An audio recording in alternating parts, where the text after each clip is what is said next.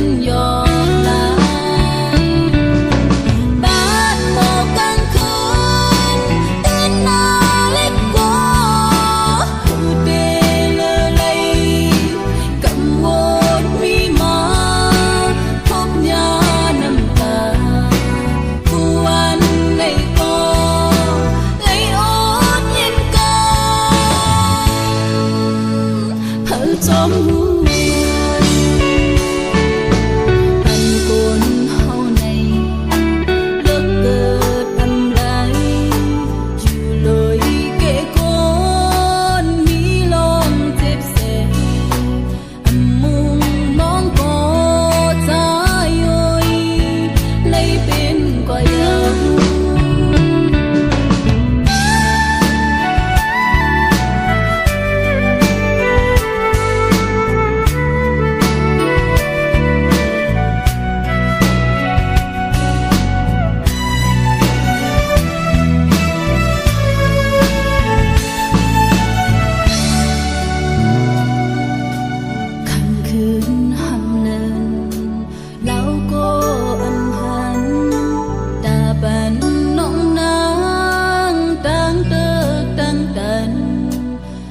hắn mi phơ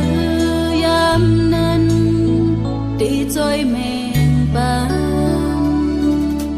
đây ta xin dạy qua anh mi khiến giờ bay chóm tang xin mi nằm khăm chép nơ tô có liều hay bên gió